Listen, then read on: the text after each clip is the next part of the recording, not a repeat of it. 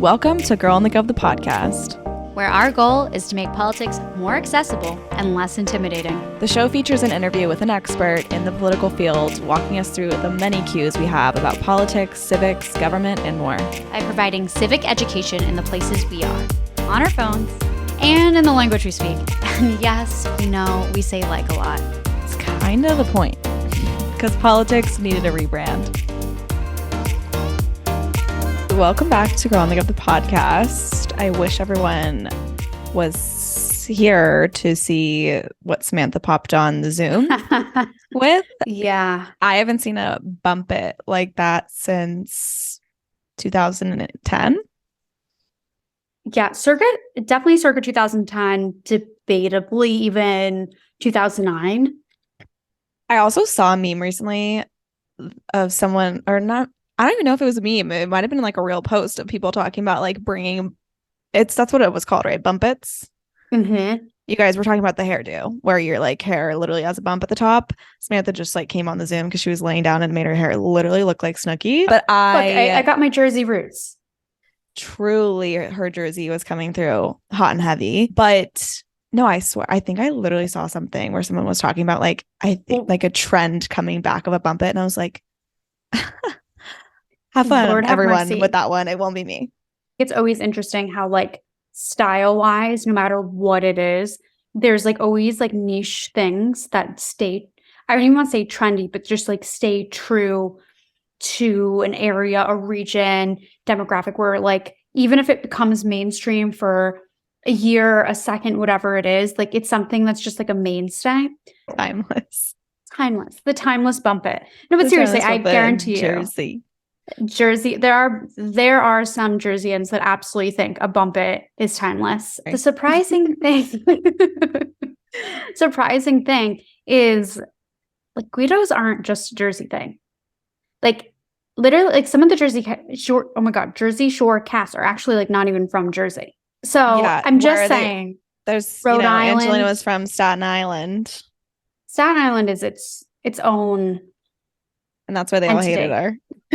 Is that really? I don't even remember. Maddie is a Jersey Shore aficionado. Like, oh, it's like definitely my favorite show of all time. Deep in the, yeah. One other fashion note, really quick fashion note. They were matching. Of course we are. No, like you guys, it's actually bad today. It's actually bad. I mean, not that it's like, and we're both just wearing black long sleeves, but with the same exact neckline as well, which is like, it's a basic, like it's not crazy that we're both wearing this, but it's just, it could be more classic for us. It's more, okay, so this is the background of that though, is Maddie and I have this habit of showing up places and also showing up to Zooms, to meetings. Like we pop on a Zoom and we go, oh, we're matching again. And then we pop on another one, like, okay. And it happens so consistently, and it's so interesting because we both have like different style but similar style, like adjacent / complementary style. Like there's never a time we've showed up somewhere and like look like what in the two opposites. No, it's true. We definitely are very different people and we have very different styles, but really, yeah, every time we show up together, like we always are on theme at the minimum. At the maximum, we're like matching literally to a T, like every single thing's the same. And I will say too, I can confidently say that matching is like one of the most embarrassing things to me. So embarrassing. Like I kind of think it's both of our nightmares. I've always thought that too. No, 1,000%. And I don't know, like do a good job with it, but I'm like, I don't know. There's something about it. I get the same type of like feeling from being overdressed or underdressed. Like that same exact feeling. I feel like it's the same as like when you match someone accidentally. Which is more of your worst nightmare, being underdressed or overdressed? Overdressed. Okay, there we are. Yeah, there's our difference. And I knew what yours would be. Because I like really value comfort over everything. Like, and what?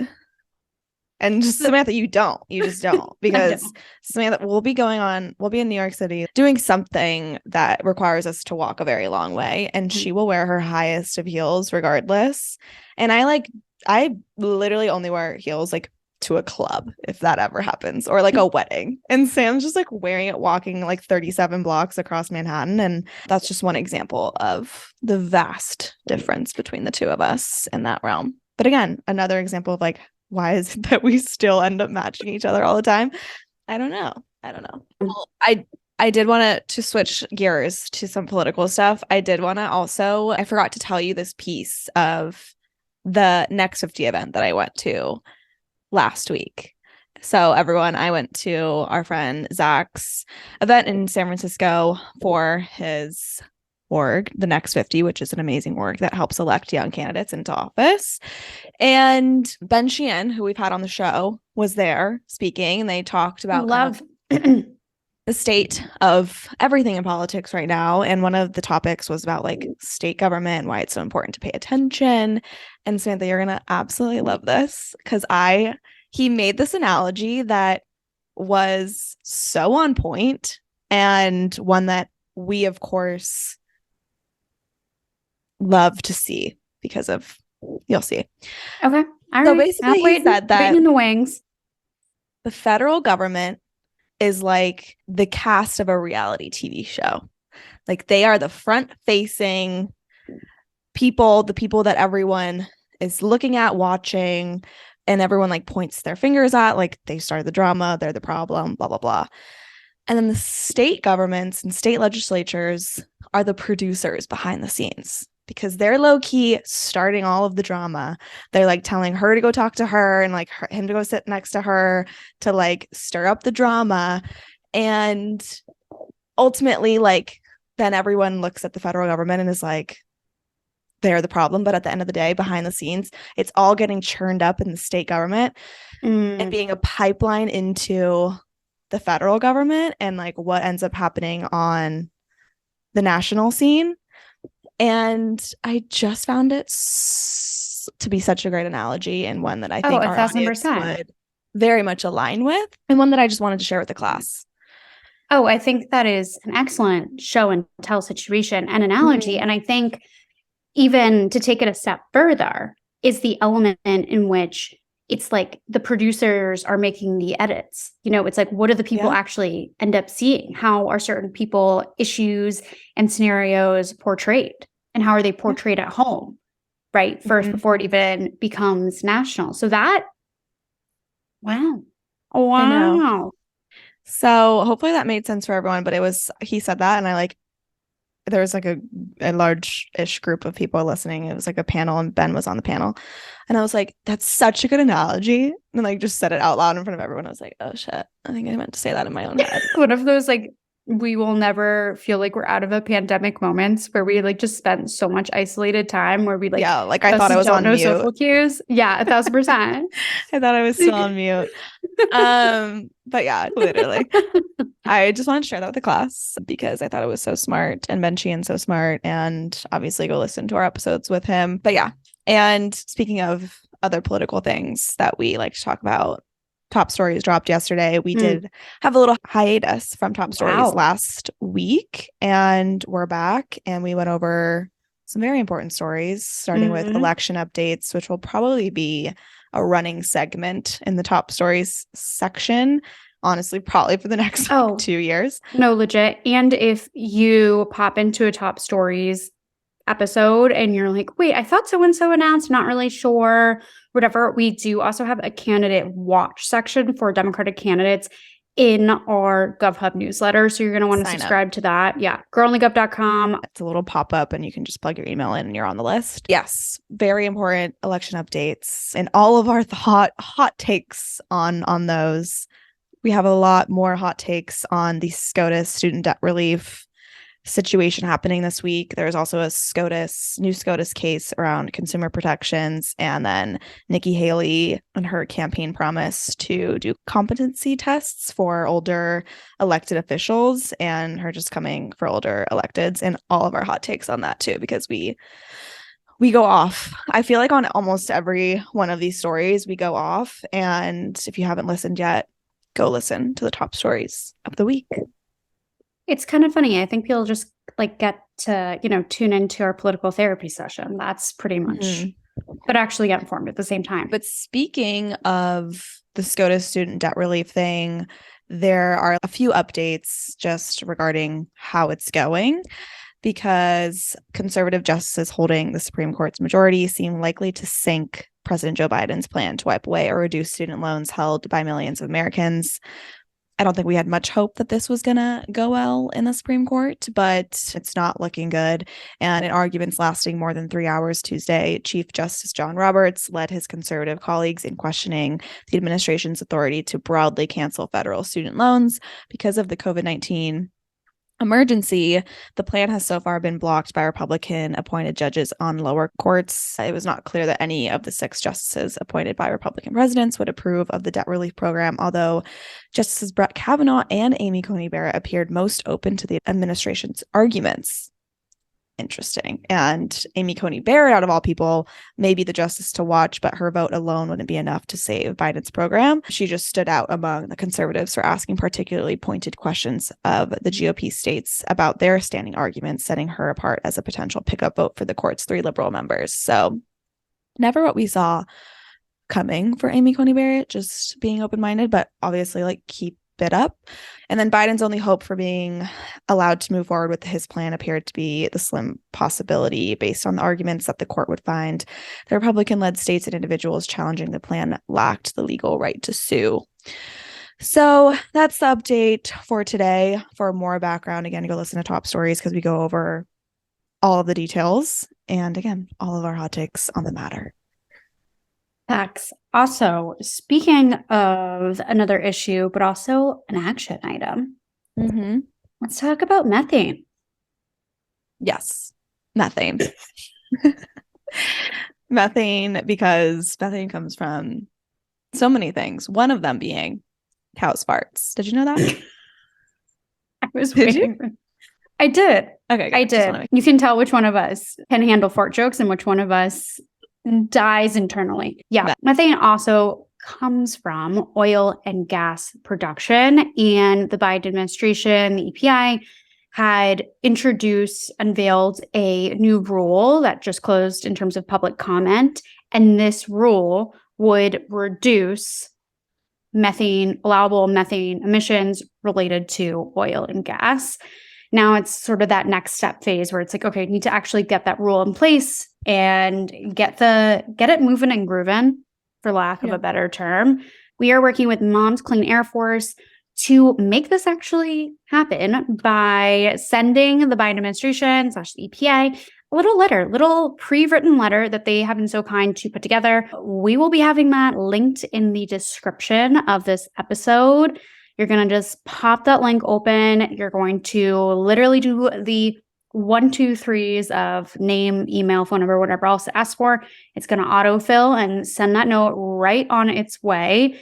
Methane, too, is one of those major climate change causers. So actually regulating methane, like it's the pollutant that it is very important in reducing methane emissions, the impacts that it does have, and just trying to bring protection back to our green Earth. So indeed. It's such an easy action item. First of all, this is just a shout out because orgs who put these together, these pre-written letters and all the infrastructure in place to literally just it's literally a letter. You can read it too if you want. Plug in your information, press send. It took me maybe 30 seconds or less. So we love a really quick, easy action item that is impactful. And this is just one of those. So go to the episode description and click on in and send your letter. But that's your action item of the day. We love to see it. Well, do you want to introduce our amazing guest? I do. we also went off yesterday in our top stories at the end introducing her there, but time for a rewind because we gotta, without further ado, this moment and get it going because this is an amazing interview and one that we are truly obsessed with. It's one of those that we're gonna not stop raving about. It's just one of those. 1,000%. And this interview is with Arkansas minority leader Tippi McCullough. She is iconic, a slay, amazing, and walks us through Arkansas politics, what's going on there, what the culture's been previously, what it is now, what she sees happening, what needs to happen. And of course, we talk about all of the anti-trans bills, anti-LGBTQA bills that are going on and being introduced in Arkansas and what that has looked like, including sort of a roadmap for other states, unfortunately. So reality show analogy. Well, perfect moment for that, guys. Exactly. The producers are in the mix, and so is this interview. So without further ado, here is Minority Leader Tippi McCullough. Well, we are excited to welcome Arkansas State House Minority Leader Tippi McCullough to the show. We're going to be going down a lot of rabbit holes, which is funny because we were just talking about rabbit holes moments ago. But nonetheless, welcome to the show. And if you wouldn't mind starting off by telling us a little bit about your district, what's the demographic like? What's the lay of the land? Thank you, Samantha and Maddie, for having me. My district is District 74 in Little Rock, Arkansas. Demographic-wise, I represent about 30,000 people, a little over that. 69% is white, 31% is a mix of minorities, 21% of that being Black. It's Republicans, that's 71%, and Republicans are 26%, and which is this. I am one of the maybe 2 or 3 blue spots in Arkansas. Well, zooming out to Arkansas as a whole, can you kind of describe the political landscape there? What is it like? Give us that run through as well. Yeah, definitely. It seems like no matter what race we run on the state level here in here in Arkansas, we get around 30-something% of votes in our state races. Right now in our legislature, there are 18 of us that are Democrats out of 100 in the House. Wow. And there are 6 Democrats out of 35 in the Senate. And redistricting also pushed that number lower. We went from 22 in the House to 18. And we went from, I think it was only like 8 in the Senate, down to 6. And one of those got drawn out and the other one lost. But yeah, that we're when 12, 15 years ago, I grew up in a totally blue state. It was blue as blue can be. The last 12 years or so, that's how far it has shifted. That is wild. I'm sure there are more than one, there's more than one factor here, but is there anything in particular that's really caused this shift? And I feel like from an outsider's perspective, it feels like a really extreme shift. Am I getting that right of what I'm sort of seeing, pop up in the news and whatnot? No, I think you're right. Arkansas is, I don't think so much as a red state, but it's a non-voting state. We have one of the I think we may be the lowest voter turnout of any state. So that is, of course, one of the biggest issues. And also we've seen this cultural shift happen throughout the South, and Arkansas was one of the last states. Really, we're kind of like that. It takes forever for something to come from the West Coast. It takes forever for something to come from the East Coast. We're right here in the middle. But everything that shifted slowly red throughout the South kind of came to Arkansas last. And I think a lot of this was on the coattails. Some of it's been redistricting, but a lot of it has been, I think, a little bit of backlash to, we had Bill and Hillary Clinton out there, and of course Barack and Michelle Obama. And I think a lot of that has shifted things in the South. Religion plays a big role in the South.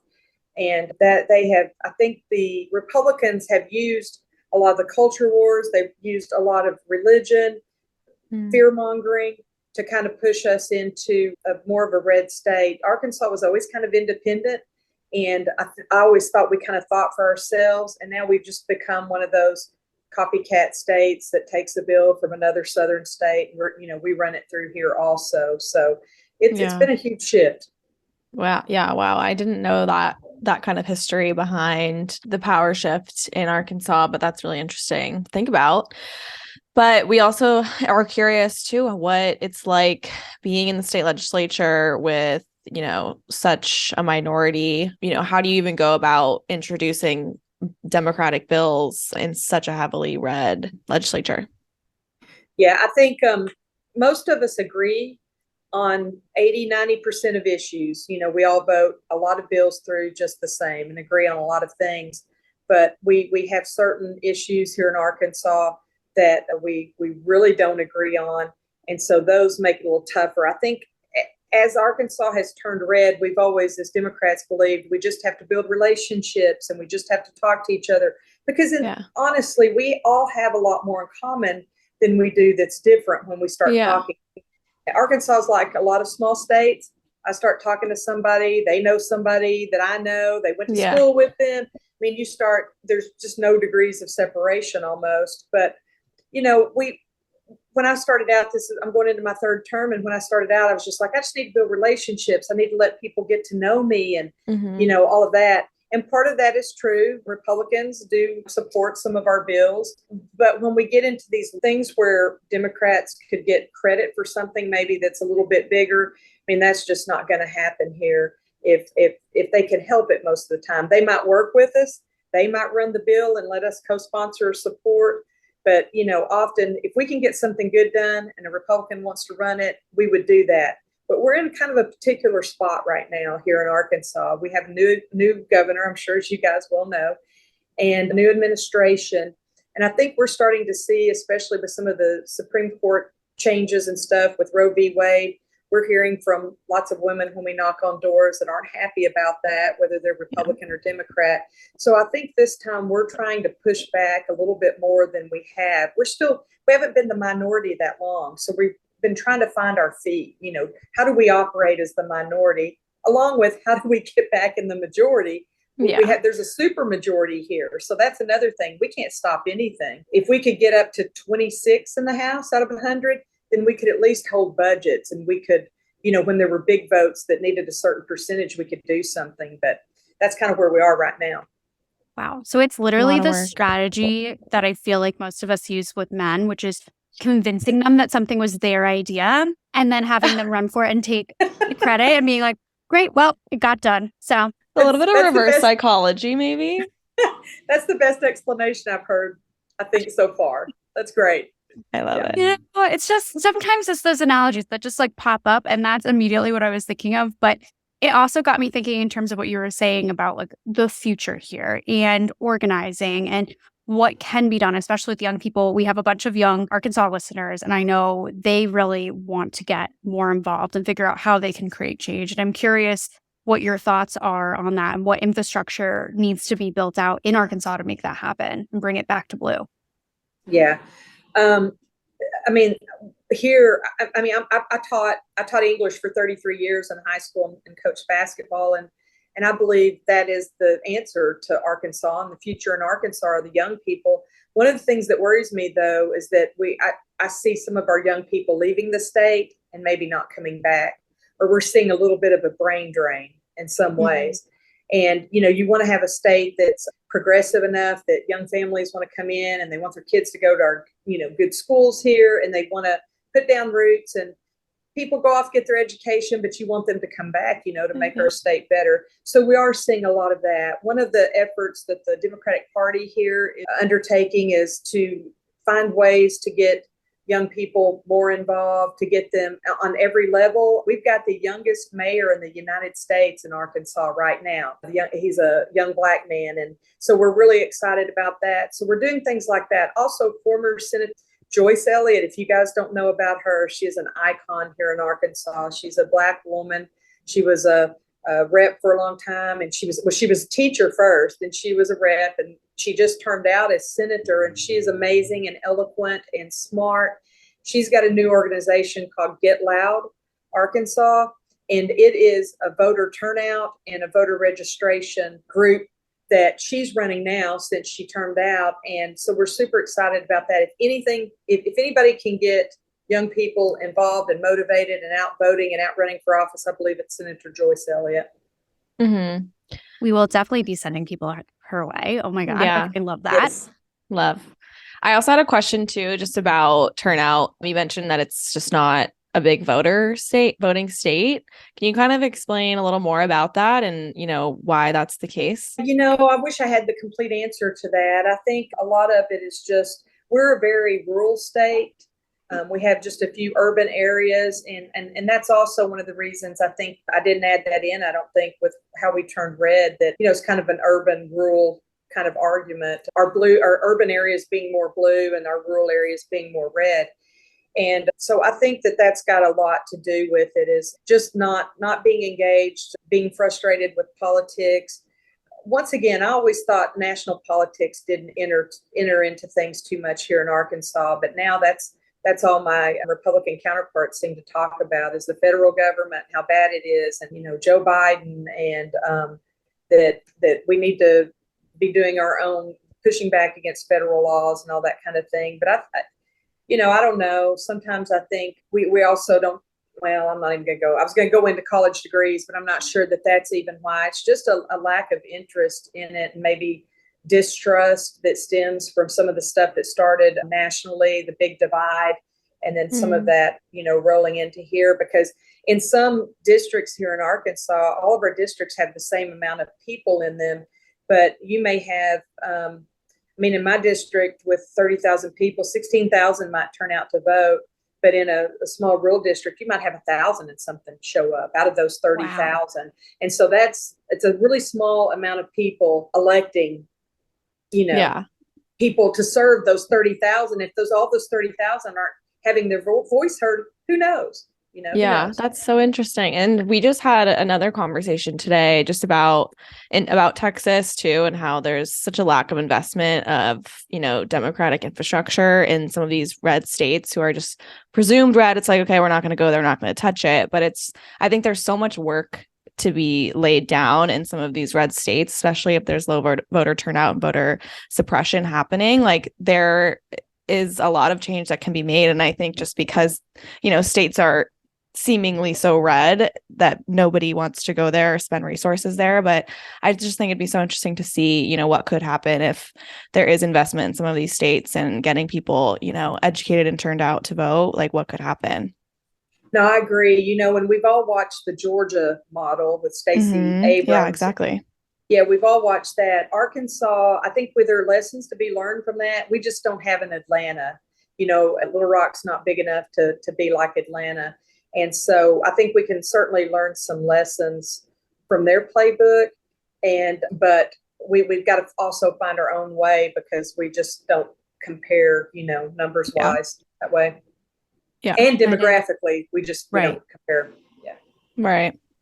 That is super interesting to think about how Atlanta particularly impacts that entire equation, and like what that means. Like, the application of strategies has to be different in a state that's more rural versus more urban, or even suburban, somewhere in between. It's definitely, it's not like a one size fits all policy. And I think Democrats typically try and do that because it feels easy. It feels like, okay, like, sure, it's worked here. And then if it requires them to get creative, it seems to be like, nah. Yeah. Well, if they have to break the status quo, or, go against what they know is strategic, which is, go to Michigan, go to these places they know that they can win, or that are toss-ups. But it's just unfortunate that that's, the status quo of strategy, and how so many places kind of get left in the dust because of that. Abrams, said that she thought, I've read her books and things, but she said, you also have to have a strong Democratic Party. She still believes that. And that was also a little bit of an issue. Our party had kind of died down a good little bit and everything. And we've got a new chair, and he's raised so much more money, and he's doing so many more exciting things. They have a great staff. And, I just got to say, Joe Biden knocked it out of the park on the State of the Union address. And there's lots of good things for us to tout that he's doing, and things that help Arkansans. The infrastructure stuff is really going to help Arkansans in a lot of ways. So, we're not very good at tooting our own horns or publicizing the good that we're doing. And, as Democrats here, especially, I think like my first two sessions, we're back on our heels a lot. We're always reacting to what's going on. And this session, probably more than ever, we've tried to be more proactive than just always reacting. Yeah, absolutely. Totally. Well, speaking of being back in session, there are some not so great bills that have been proposed, including one involving transgender students and restricting their bathroom choice, which is HB 1156. Can you tell us a little bit about this bill, what the intent is, and also just sort of the status of it? Yeah, we have had these bills. We had some really bad ones last session, especially dealing with trans youth medical care. And often all the other states get talked about when we were the first state to do some of this. As a matter of fact, with the trans youth medical one, our governor vetoed it. Governor Hutchinson vetoed that bill after it passed. And you know why? Because he met with those kids, he met with their parents, he met with their doctors, and it changed his mind about how he felt about it. He vetoed it. Of course, we overrode that veto, and it ended up passing. But yeah, with this bathroom bill, this once again is not something new. North Carolina dealt with this a long time ago, but this in particular, Conway High School, which is just outside of Little Rock, about 20 minutes from Little Rock, started having some issues. And so they came in, and our legislator drafted a bill. They came in and testified, and it was basically where transgender students have to have their, it's almost separate but equal bathroom. And they are to keep them from being in just the general bathroom. And, our whole argument about all of that is that these kids, if you want to protect children, you care about all kids. You care about kids, you have to care about all kids. Right. And these transgender kids are in real vulnerable positions. They're going through a vulnerable time in their life. And like I told you guys, I taught for 33 years. And honestly, this is not a problem. This is just not a problem. This is not a problem to the kids. If anything, it can be dangerous, to the transgender kids. It is not hurting the other kids. Kids go into the bathroom, especially in the girls' bathroom, where they're so worried that something's going to happen in the girls' bathroom. There are stalls. Girls go into stalls. They shut the door. Transgender girls would go into stalls and shut the door. And, we had something really, I don't know if you guys have heard about it, had something really bad happen in the Senate the other day in our Senate Judiciary meeting. Have you guys heard about it? I think I saw the clip. I think I saw a clip too, but remind me just. Yeah, so it's a medical malpractice bill where if you are a transgender kid and something's done to you, and 30 years from then that you're upset because you can't perform sexually or whatever, then you can sue the doctor. Basically, it's a medical malpractice. So we had a transgender woman, a pharmacist here in Little Rock, that was testifying, and one of the senators at one point just asked her if she has a penis. I did just see said, this. "Do you have a penis?" Yeah, it's the worst thing it's the worst thing I've ever seen ever. Yeah. She handled it very well, but there were groans, in the committee room. And anyways, it's a really sad thing to happen here in Arkansas. That's not how most of us treat people up here, Republican or Democrat. So it's very disappointing. But with this bathroom bill, it has passed through the House. It went through House Education and passed. It's been on the floor here and passed. It was just got out of Senate Education today, I believe. And so it will be on the floor next week. And it will pass on the floor. And when the governor gets it, she will sign it. What happens here in Arkansas, it doesn't matter if it's unconstitutional. It doesn't matter what's been done in the courts. They're willing to take it to court. And the trans youth medical bill we're still waiting on the decision here in Little Rock from Judge Moody about that law. And so we still have a lot of things up in there. What we say often is thank God for the ACLU, because they're always there. Have a very, active, great group with them. And, we just know a lot of these things are going into lawsuit. But you guys, what's so bad is that, these are real people. These are kids. These are children. Their parents care about them like any other parent. And what we want them to know is that this is not how everyone feels about you. You have people up here we don't have enough numbers, but you have people up here that care about you, that love you, that want you to have as successful a life as everybody else. And, but that's hard. It's just hard. I don't know if y'all know my story and how I got into politics. I'd taught for 28 years, and I was about to go marry my partner who I'd been with for 14 years when marriage started becoming legal. We went to New Mexico. We're on our way to the Grand Canyon, and my school called and asked me if I was getting married. We had just gotten married in Albuquerque, New Mexico. About 30 minutes later, my school called and said, "Are you getting married?" And I said, "Why do you want to know?" And they said, "Because if you are, you're going to be fired." And so I got fired. I got fired for marrying my partner, Barbara.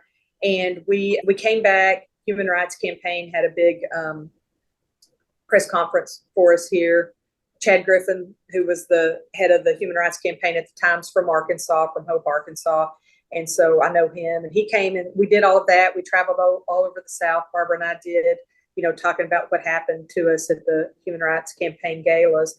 And anyway, I got rehired. It was a really hard time. It was traumatic. Really, I've never been fired from anything in my life. And anyway, Pulaski County hired me for a little bit. It was in October. And then Central High School had an English job open up a semester, and the principal called me and hired me. And then I worked there for the last 5 years of my career. And then this seat came open. And by that time, I'd started getting more involved with the party, more involved with the teachers union, more involved in my neighborhood, just more involved in every way I possibly could. And then when the seat opened up, I thought it's kind of now or never. And so I jumped into politics. I have a question about the the mentality when you get fired on such fucked up terms, and then you're fighting to, obviously get the job back. And then you win and you get to go back.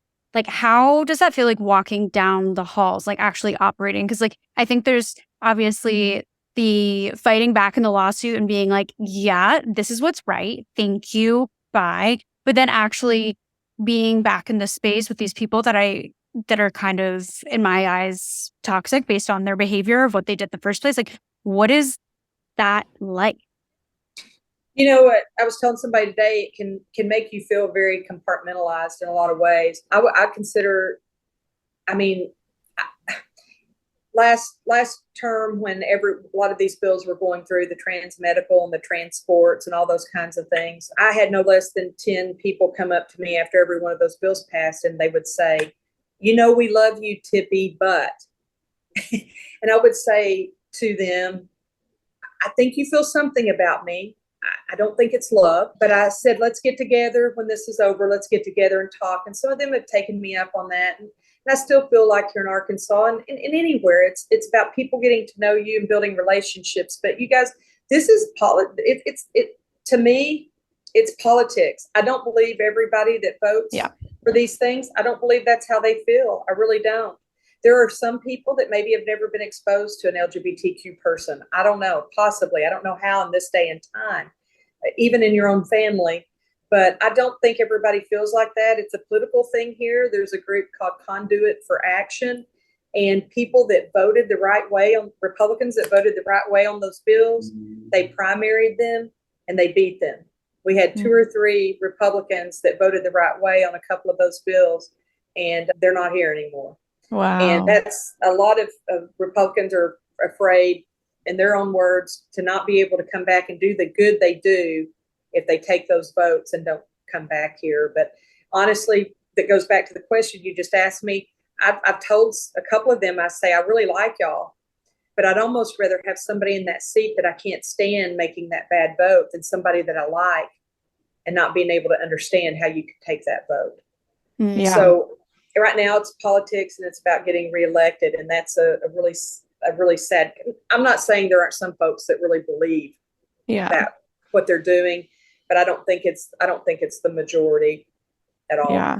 Well, first, thank you for sharing your story. I think that's such a compelling one. And it's just so interesting too. And it always makes me think just about a lot of these really heinous policies that come out of the states and then now have even, I feel like, gone up to just federal rhetoric. I'm just like, it's like the chicken before the egg. I don't know whether it's like the voters that are making the politicians act this way or the politicians are making the voters, want this. It's so baffling to me, and I don't understand. And I think it also probably is an ode to like being in California and not even understanding culture out there. But it's interesting. I don't know if you have any ideas of what you think kind of came first or how, and then hopefully, understanding that could also possibly help us find solutions as to how to get people on the kind of right page as far as just not thinking this way about certain groups of people. I just think it's crazy to me and I don't understand it. It's really hard to wrap your head around. I think President Trump drove a lot of this, where it was okay to do or say or vote, in any way. And you didn't have to justify it. And you didn't have to necessarily have facts that we could all agree on. Everybody has their own set of facts now, which just blows my mind. I was talking to somebody today that said, we're talking about the educational landscape here in Arkansas right now with the governor, about to bring her big omnibus education bill that's going to change the face of education in Arkansas, I believe, in a negative way. But that's what he said. Well, you've got your data and I've got my data. And I'm like, but why is there not the data? Why is it mine or yours? Right. And I think that's really hard. But once again, this is I think it started before Trump, of course, in Arkansas. It started a little bit before Trump, but now I would say in Arkansas there's a small but really loud group that drives our politics here, like that one group that I'm talking about. And it really drives things because they're loud. Even though it's a smaller number, I don't believe most people are like that. Even in our legislature in the House, I believe there's, probably about 30% or so of really far right Republicans that also, I often feel like that if the more moderate Republicans could get together with us, we could do some really great things. And, that's what we've got to finally get toward. I think where it's fine if we all have to move to the middle. I mean, most of us, I would have always thought I was liberal, far left, but I'm not. I'm pretty moderate when it comes down to it, Yeah. It's like, I'm not asking for too much. Just like, right. It's literally the bar is low. The bar is low. But y'all, Arkansas is a great state. It's beautiful. Have you ever been here? I have not. Yeah. I would love to. I mean, if you get a chance, come. I mean, we've had Bill Clinton come out of here. We've had Maya Angelou. I mean, we've had all these people come out of here, and it's a beautiful place if you ever get to come here. Yeah, we'd love to. Field trip. Put it on our list. Well, before we get to that, though, we do have to talk about another bill that's been popping up, unfortunately, also in the not so great category. And this is relating to drag shows. And we've seen not just in Arkansas, Tennessee has really been unfortunately leading the charge on this of trying to, ban drag shows, making them criminal acts, somehow trying to attach it to, sexual acts, just really wild stuff. And just want to get the scoop on what this bill is, where it stands, and, also what people can do to try and fight it. Yeah, this bill, I think it's been an attack on drag queens becoming a little more mainstream and going into the libraries and doing the reading to kids in the libraries and things like that. I think that's been the backlash here in Arkansas, which is also further. Now there's a backlash against libraries also. So I think that's part of it. But yeah, this bill, at first it was actually the drag queen bill, basically, and it was very targeted toward drag queens. And along the way, and I'm not saying anything out of turn, the bill sponsor said that our Attorney General, Tim Griffin, and the governor wanted her to change the bill in some ways. And so our drag queens here, I think, kind of declared victory, or LGBTQ community. And I kind of felt the same way because they were up here and they were testifying and all that kind of stuff. And the bill was terrible. I mean, it's just terrible on so many levels.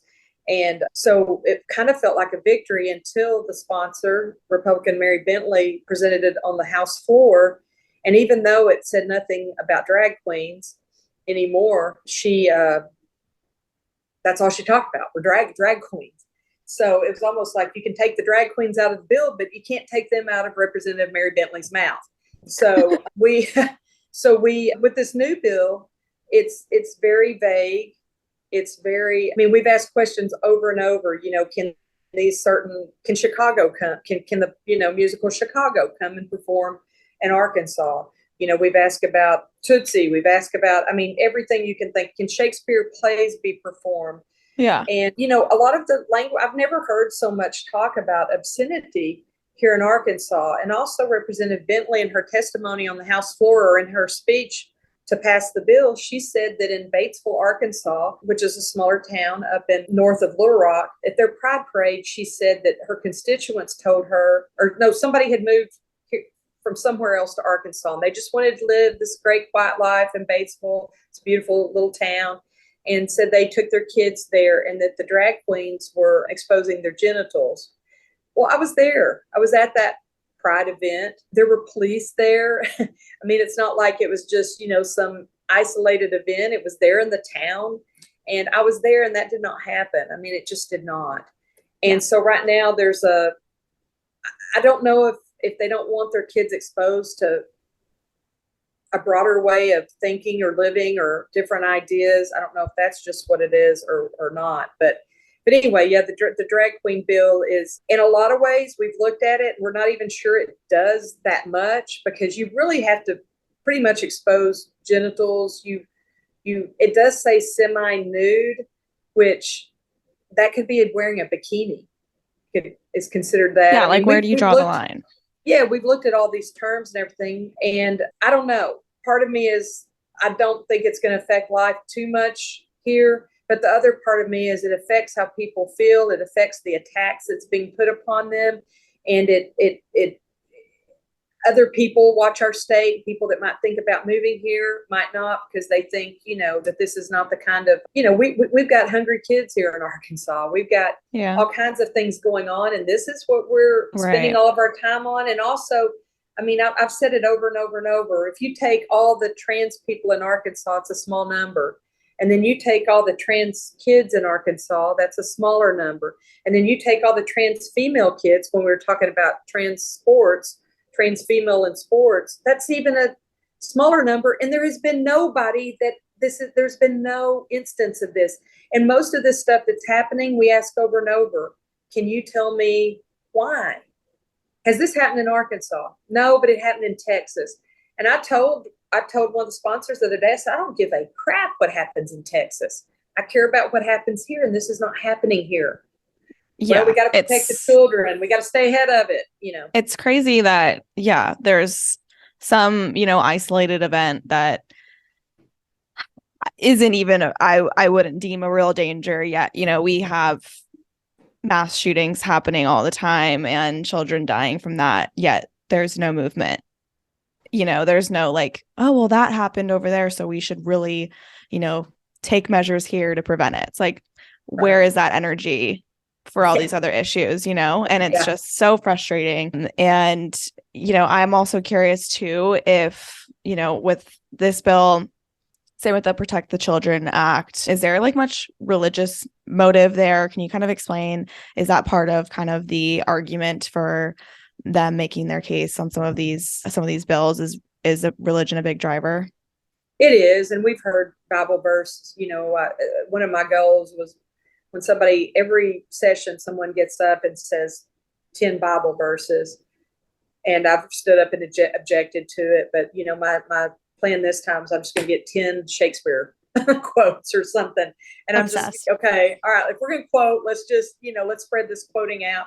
But yeah, it does, I think, or at least that's the line of argument that comes into it often. Arkansas is a pretty religious state, although, like I think most of the country, there are less and less people going to church, less and less young people being religious. So I think this can also have it may work differently than they think. Instead of keeping everybody religious, it may turn, a lot of more folks or young people against religion.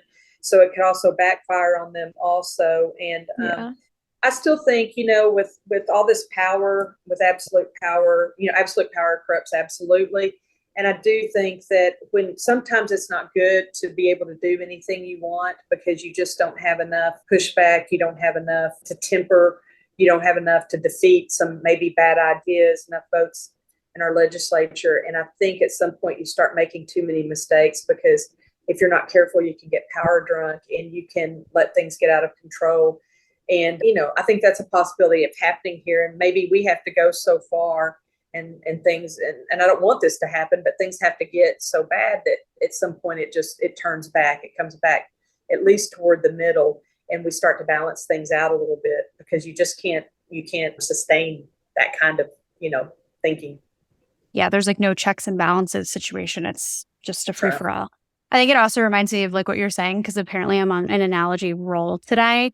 But like, those parents that are so strict, they never let their kids go hang out with their friends. If they're a minute over curfew, they're grounded for 6 months, like one of those situations.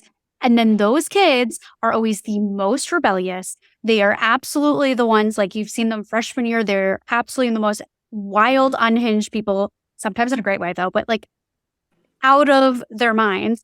And it's ironic because it's like the parents, all they wanted was these like really straight-laced, on the straight and narrow kids, and their own behavior actually caused the opposite. So I feel like there maybe, to your point, there's some of that going on here, and hopefully there will be a turnaround point, because I think, some of these bills are so scary. And, it's like, I feel like every day we're playing as like the viewer, obviously not from being in the state, but being like, oh my God, what awful thing can they come up with next?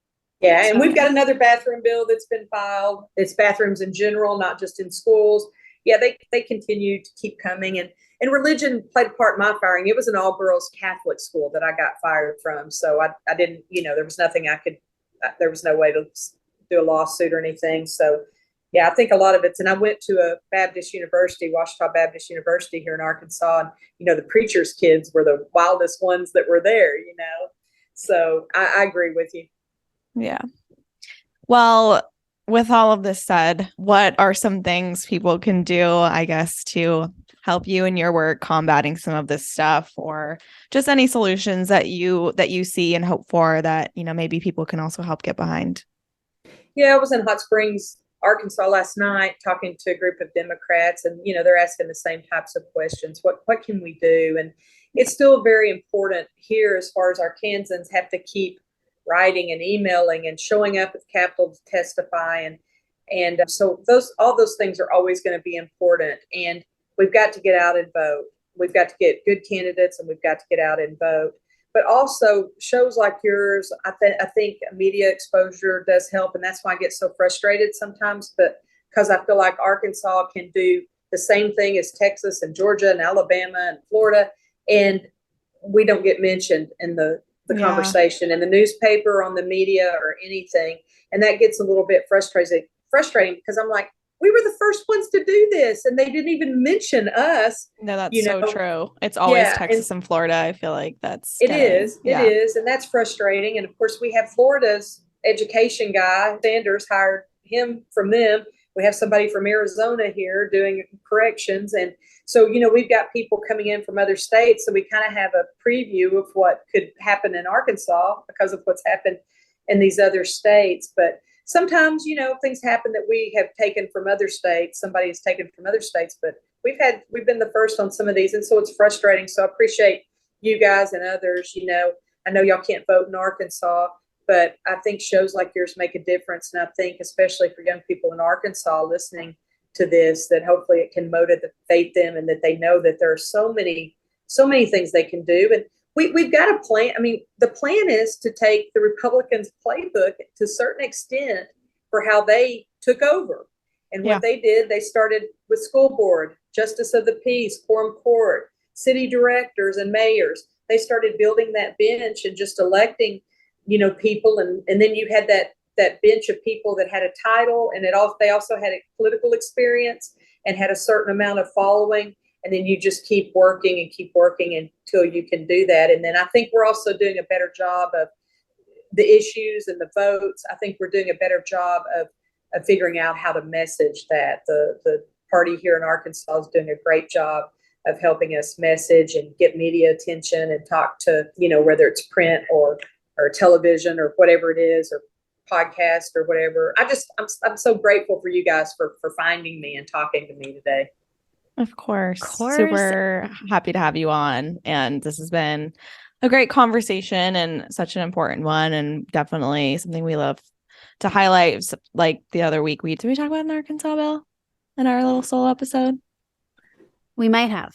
There's so many. I have amnesia, and if it's within, I don't know, if it's further than 6 days away, we have the worst memory, the two of us. It's not the best, but we think it's so important to talk about all of these bills because they're happening all over the place in many different states, not just Texas and Florida. So yeah, I think it's so important to highlight, that work that's been put in by the GOP at the state level, and how it's time for people to start paying attention to all of that. So super excited to have you on. Also, side note, I realized it wasn't in the episode, it was in our newsletter. I remembered something. Okay. There it is. Just for the record. Yeah. But what she said, it's been great having you on, and you are welcome back anytime. So please keep us in the loop on everything Arkansas. Oh, definitely. Thank you guys so much.